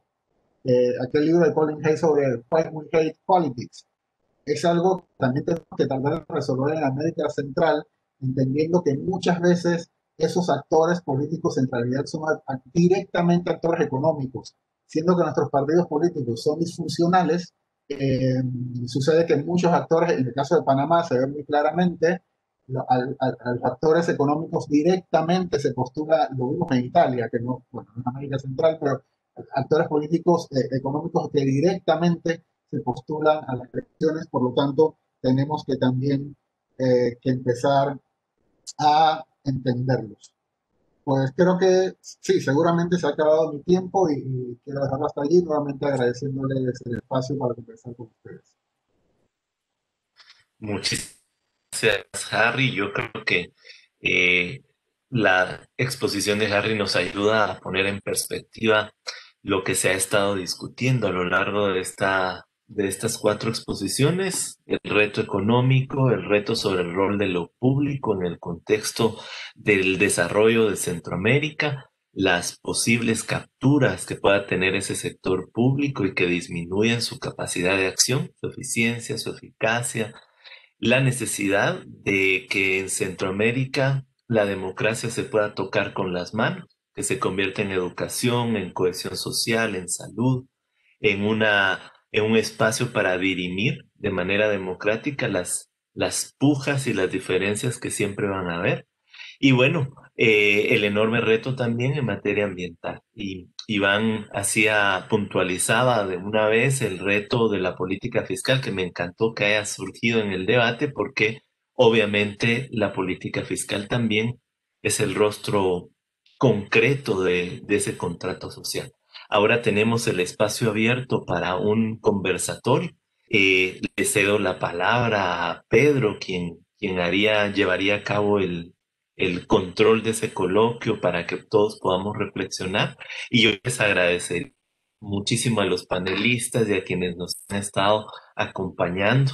También debo retirarme, pero ha sido un gran placer poder escuchar a los 4 panelistas y poder encontrarnos en este espacio. Muchísimas gracias. Pues muchas gracias, Jonathan.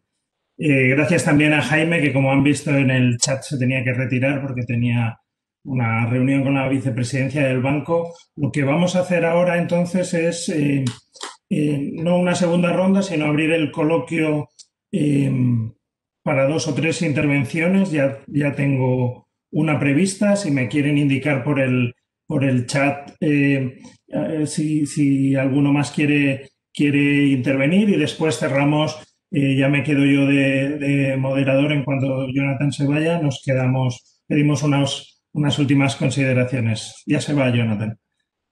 Unas últimas consideraciones sobre de los 3 ponentes que nos quedarán. Vamos a dar paso primero a Ronald Arce, por favor, si puedes conectar cámara y micrófono. Y enseguida le damos la palabra a Pedro Argumedo de Fusades para que nos hable, nos diga en directo lo que nos ha apuntado en el chat, que tiene una pregunta para Otón Solís. Y después Elaine White. Ronald, no sé si te podemos ayudar. Te habremos desactivado eso es. Tienes que aceptar desactivar el silencio y a ver si pudieras conectar la cámara para que te veamos. Aprovechemos. Adelante, Roland. Hay un triangulito de mala conexión justo en este momento. Ahora, probemos. Estábamos oyendo algo ahora. Gracias. Bueno, también No, no se oye bien. No se oye bien en este momento. Quizás... voy a desconectar mi cámara a ver. Perfecto. Ahora se te oía mejor. Lo de la cámara lo hemos oído muy bien.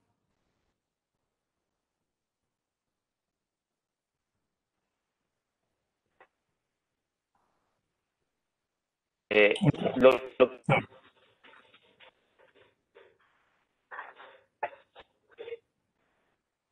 un-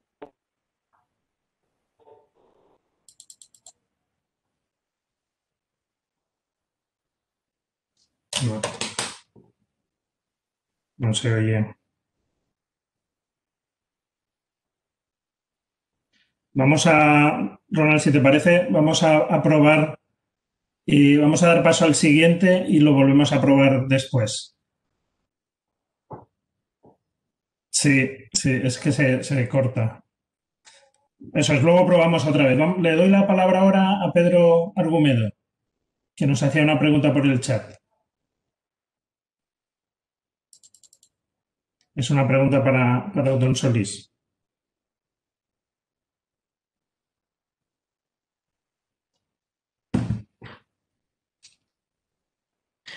¿Aló, me escuchan? Sí, muy bien. Ok, muy buenas. Bueno, buenos días a todos y buenas tardes allá por Europa. Bueno, felicitarlos en general por la excelente presentación y esta lluvia de buenos aspectos conceptuales sobre cómo avanzar hacia el desarrollo de la región. Yo quería ver si era posible que Otón Solís nos podría ampliar sobre el fortalecimiento institucional que ha experimentado Costa Rica a partir de su proceso de adhesión a la OCDE, en el sentido de que tuvo que transitar toda su institucionalidad hacia el promedio de los 21 comités de la OCDE y que eso significó un fortalecimiento de todo su proceso institucional. Entonces, que si nos podría ampliar eso, porque todos aspiramos a ser desarrollados, entonces uno dice, bueno, entonces la institucionalidad de los países desarrollados es importante. ¿Y cómo visualizaría ese camino para los países del resto de Centroamérica que están mucho más atrasados sobre el avance de la institucionalidad centroamericana y qué posibilidades que ese camino sea una ruta, por decirlo así, un poco prácticas, pero escuchar sus reflexiones? Gracias, muy amable. Muy bien, gracias, Pedro. Vamos a hacer las tres preguntas de una vez. Elaine, adelante, por favor. Te vamos a activar el silencio, el micrófono.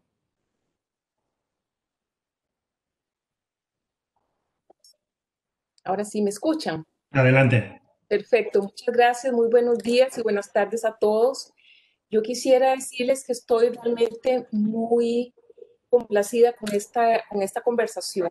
Yo siento que si el objetivo de esta línea de webinarios es encontrar líneas analíticas que nos permitan acompañar el proceso regional, como en algún momento fue la contribución que se hizo desde España y y en los años 80, la contribución de la democracia en el proceso de construcción regional.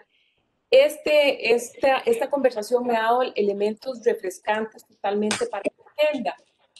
Yo quisiera mencionar que, bueno, Pedro planteaba que estamos en un momento en que nos encontramos con la misma generación de problemas, desafíos o ejes críticos para el desarrollo centroamericano, pero un nuevo contexto de crisis global.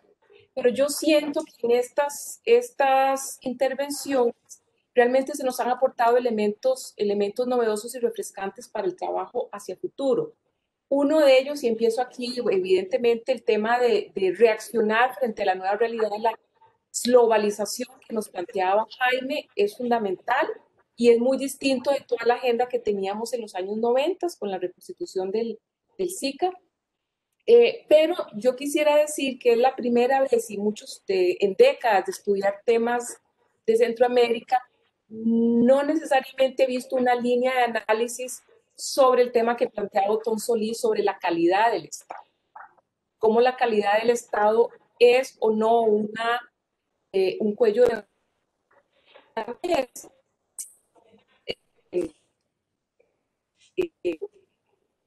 con lo que planteaba Harry. Y ahí sí, muy bien, yo quisiera preguntarle a Harry, porque yo tengo un temor de vincular, de cargarle a la democracia la responsabilidad de generar desarrollo. Porque desde mi punto de vista la democracia es un régimen de gobierno, es un régimen, es un mecanismo para determinar, uno, el acceso al poder y dos, el ejercicio del poder, fundamentalmente.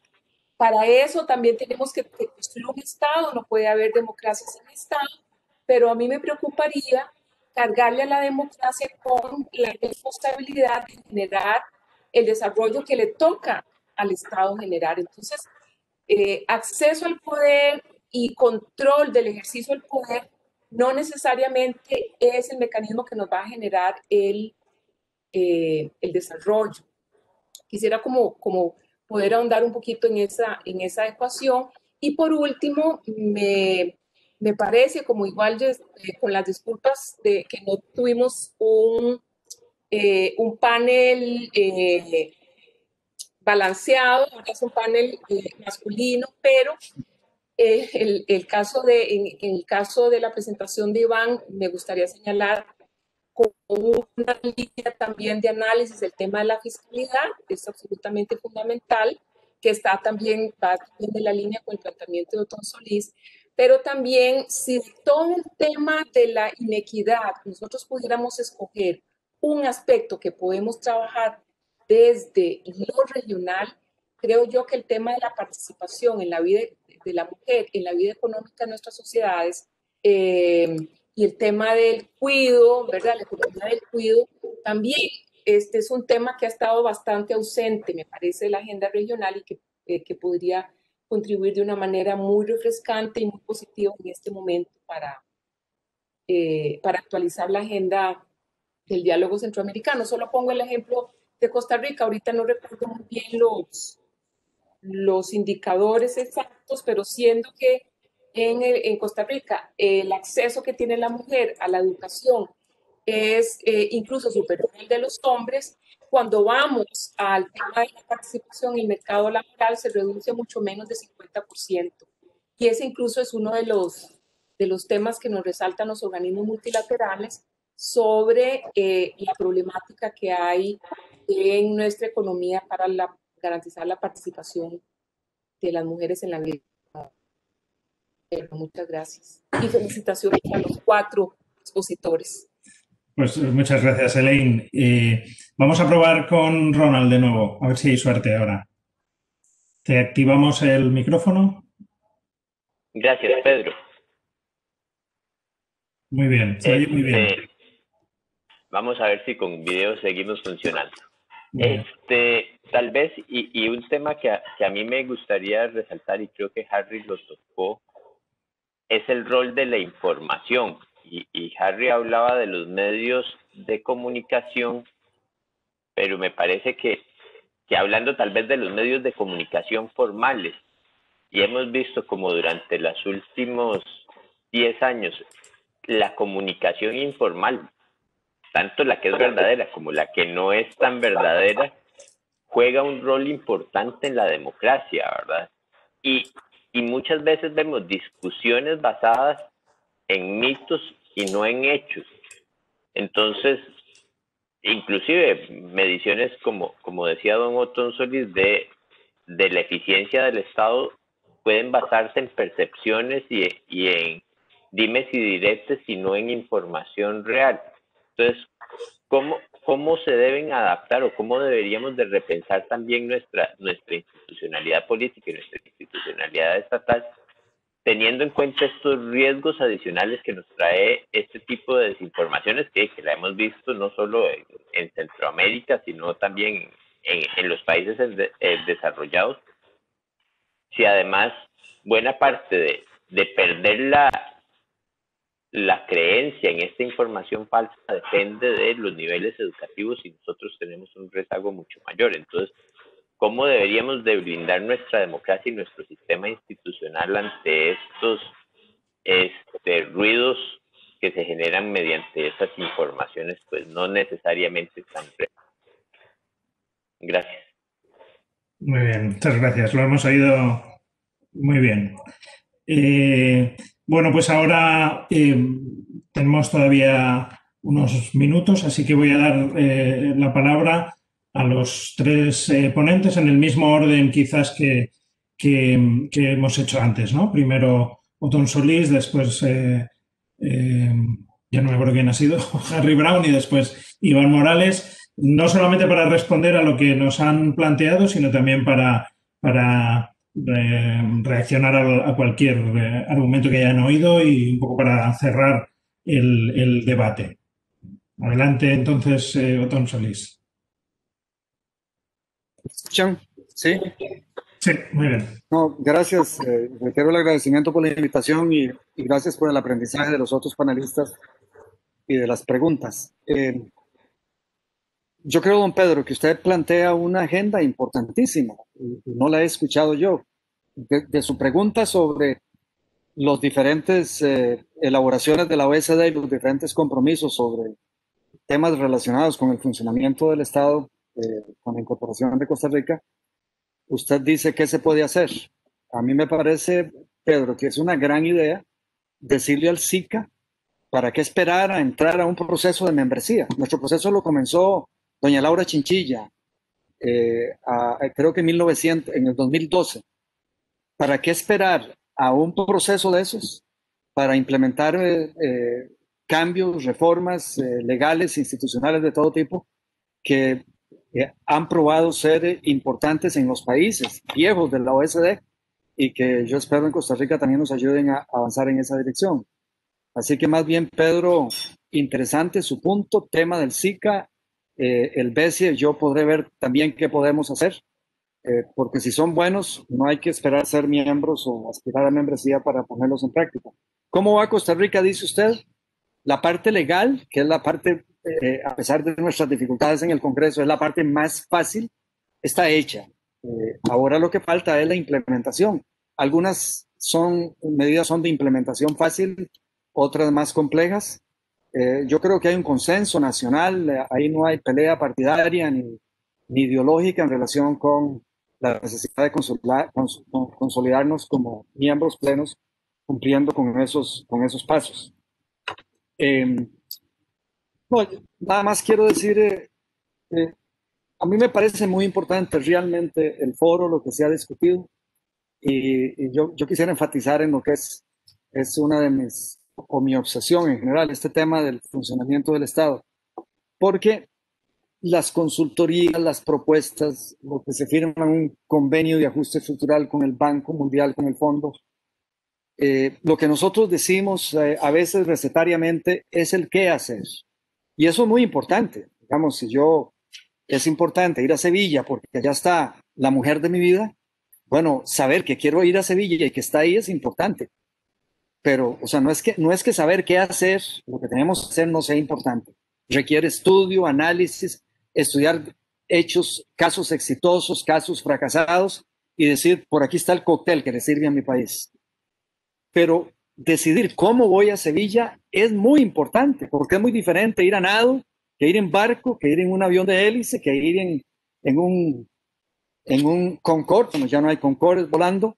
¿Y qué hago de aquí estoy en Pérez Celedón, en el sur de Costa Rica, qué hago para llegar a San José? Me voy a caballo, caminando, contrato un taxi, me voy en bus, me voy en mi carro privado. Es decir, esos detalles del cómo llegar a Sevilla, cómo hacemos para que el recetario conclusivo que identificamos como vital para que nuestros países avancen, por ejemplo, en educación, en apertura comercial, en competitividad de los mercados, en aprovechar externalidades, en incorporar innovación y tecnología a los procesos productivos, en construir carreteras, en tener energías sostenibles. Yo creo que en esa lista de cosas, equidad de género, derechos de las minorías por orientación sexual. Todo eso es vital, pero en todo eso hay Estado, por más de neoliberal que se sea, hay Estado de por medio. Y a mí me asombra la forma en que hemos sido indiferentes a cómo el Estado funciona, cuánto cuesta lo que hace y cómo es eficaz en lograrlo. En mi país, para que nadie se sienta por aludido aquí, realmente tenemos presupuestos muy grandes. Doña Elaine, mi respetada doña Elaine White, que me honra escucharla y verla aquí, sabe lo que gastamos nosotros en educación y salud. Y hay índices interesantes, pero nos cuesta mucho. Digamos, el costo promedio es elevado. Es cierto que nuestros indicadores en salud son muy buenos, pero eso es lo que se llama eficacia. Vean la eficiencia, es muy costoso. Igual en educación. Y también falta mejorar en calidad muchísimo. Entonces, yo creo que el Instituto ETEA, con este esfuerzo, y esto es un tema regional, yo lo veo desde el PESIE, podría ser la fórmula. Estaba viendo algo sobre la Universidad de Loyola para conocerla y veo que sí tiene un interés en el desarrollo, un interés ecléctico, no un interés ya adoptando posiciones y posturas de un lado o de otro. Puede ser un factor que aglutine y que catalice un esfuerzo por entrarle a la eficiencia de nuestros sectores públicos y a la eficacia de los medios. Y muchas gracias otra vez por la invitación. He aprendido mucho del evento. Muchas gracias. Pues gracias, Otón. Le agradecemos mucho su presencia. Nos honra mucho tenerle en este webinar y oírle una vez más.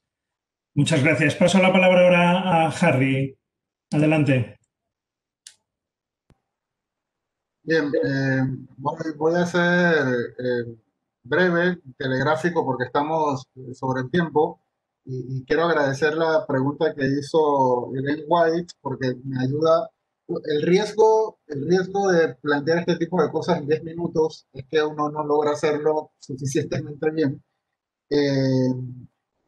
Y no quiero que se malinterprete algo. Posiblemente no es que las instituciones no sean importantes. Obviamente es importante mantener la idea de que la democracia es todo lo que comentó Elaine, que las instituciones son importantes, pero lo que no podemos hacer es dejar los productos de la democracia como si fueran a llegar solos, lo que hemos entendido hasta ahora como productos de la democracia. La propuesta mía, bueno, no es mía, la propuesta que comento aquí es que pues pensemos en el ejercicio de los derechos básicos como una condición necesaria para la democracia, precisamente para que esas instituciones funcionen. Es tener una mirada un poco más compleja sobre la democracia y rescatar debates que teníamos algunas décadas atrás. Y ya que estamos discutiendo, conversando básicamente entre centroamericanos, es casi obligatorio al hablar de democracia citar a Delberto Torres Riva. O sea, Delberto Torres Riva decía que las democracias centroamericanas rompen con toda la teoría democrática precisamente por esas condiciones profundas de inequidad que hay en el Istmo. No podemos continuar engañándonos o estar en estado de negación pensando que porque realizamos elecciones y nos damos cuenta, la gente cada vez vota menos, cada vez confía menos en los partidos y todos esos indicadores que seguramente conocemos. Entonces hay que completar posiblemente el círculo. Y lo último que quiero decir, que lo olvidé en mi presentación, es un asunto, es el financiamiento de la política, que no es un asunto nuevo, pero que también es muy importante cuando pensamos en la construcción del Estado y pensamos en el bienestar y la relación entre economía y democracia. Y esos son estudios, cuando Daniel Sobato estaba, o sea, salieron de América Central en buena medida los estudios que plantearon eso en toda, por lo menos en América Latina y en el mundo. Lo hizo Daniel Sobato y Kevin Casas desde Costa Rica. Así que nosotros no podemos olvidar la agenda sobre el financiamiento de la política y su relación como tiene un puente entre economía y democracia. Y lo último, es el pacto fiscal. A mí me gusta, no recuerdo exactamente, aquí está el ICEFI también, hay un documento del ICEFI sobre los pactos sociales, creo que es sobre los pactos sociales, en los que dicen que el pacto social es el pacto fiscal. Realmente a través del pacto fiscal nosotros generamos comunidad política. ¿Quiénes están adentro y quiénes están afuera? A través de cómo quienes generan más ingresos se solidarizan con quienes menos lo generan, es que integramos a toda la población a las instituciones democráticas. Por lo tanto, también, sin olvidar el comentario que hizo Lynn White sobre las instituciones y cómo entendemos la democracia como una manera de elegir gobierno y de rendición de cuentas, también no podemos soslayar y ser ingenuos pensando que la fiscalidad es un asunto aparte que no tiene nada que ver con el ejercicio de los derechos ciudadanos y con la consolidación de nuestra democracia. Nuevamente, muchísimas gracias por la invitación y ojalá podamos seguir reuniéndonos y hacerlo algún día personalmente cuando la pandemia lo permita. Ojalá, muchas gracias, Harry. Ha sido una aportación extraordinaria. En estos foros que hacemos con enfoque de desarrollo regional o sobre temas comunes, no hay siempre muchas voces de Panamá y además esa es otra alegría de tu intervención. Muchísimas gracias. Bueno, pues ahora vamos a terminar ya en 3 minutos, porque dijimos que estos webinars no duraban más de 2 horas. Le doy la palabra a Iván Morales. Les animo a que vean la intervención de Miguel Gómez en el chat, que hace un comentario interesante sobre lo que nos acaba de comentar Harry. Iván, adelante. Bueno, muchas gracias, Pedro. Quisiera destacar un par de cosas, empezando primero por agradecer a Elaine su comentario, porque además eso me da la pauta para poder ser fiel al principio feminista, nada sobre nosotras y nosotras. Usted me abre la puerta, gracias. Y creo que eso permite definitivamente que si estamos pensando en una agenda hacia el futuro, los derechos de las mujeres tienen que estar en el centro de esa agenda. Y tiene una enorme relación con todo el debate sobre la desigualdad, porque desde cualquiera de los puntos de vista o de la diversidad de esa igualdad, incluso del conjunto de derechos, más los estudiamos, más entendemos el enorme desbalance y las enormes brechas que hemos ido construyendo entre hombres y mujeres. Si no enfrentamos eso, difícilmente estamos haciendo una agenda transformadora. La segunda cosa tiene que ver con, y perdonen, es mi debilidad, pero la oportunidad sobre el debate del riesgo y la conexión de riesgo y desarrollo hoy es oportuna. Y cuando hablamos de hacer esto algo de urgencia, no estamos hablando de esperar que ocurra otro huracán. Estamos hablando de hoy, porque de lo contrario seguiremos acumulando un conjunto de retrasos en cualquier agenda de desarrollo que tengamos cuando nos hace retroceder tantos años en nuestros procesos y nuestros esfuerzos. El tercer elemento es, por supuesto que hay una relación y entiendo claramente que esta relación entre democracia y nuestro desarrollo no es una relación unilateral. Hay diferentes formas de conectar y no podemos poner el peso en una sola. Pero sin duda tenemos en ese mismo contexto de desigualdad que entender cuando en algunos contextos nos encontramos con democracias capturadas que limitan el desarrollo y la forma de limitar ese desarrollo es justamente el uso de la democracia con beneficios nada más para algunos sectores. Finalmente, sin duda, una de las maneras de enfrentar esa desigualdad y la idea de un pacto fiscal es, si definimos una agenda y definimos prioridades, ¿con qué la financiamos? Y para definir con qué la financiamos hay que tomar decisiones y muchas de esas decisiones van a ser políticas y otras van a significar sacrificios para algunos sectores. Pero es un debate importante. O después vamos a terminar con un enorme acuerdo y satisfacción con una agenda, pero sin posibilidad de implementarla. Muchas gracias y de nuevo gracias por la invitación. Nada, muchísimas gracias, Iván. Es un placer verte de nuevo y además recoger tu mirada desde los distintos miradores que has tenido sobre estos temas, ¿no? El último desde Oxfam. Y quiero, antes de despedirme, aprovechar que tiene la cámara encendida para que saludemos a Ingrid Figueroa, que es la jefa de la asistencia técnica de ATPK. Y bueno, y a todos ustedes muchísimas gracias, no me quiero extender, tenemos el sondeo habitual de los foros, hoy nos hemos extendido hasta las 2 horas de máximo, muchas gracias a todos. El martes 24 nos vemos de nuevo para cerrar estos seminarios, aunque en enero prepararemos, después de tener las conclusiones masticadas, prepararemos un webinar más. Muchísimas gracias a todos, ha sido un lujazo de mesa. Muchas gracias a ustedes. Les agradecemos a todos los participantes. Gracias. Gusto. Adiós. Bye.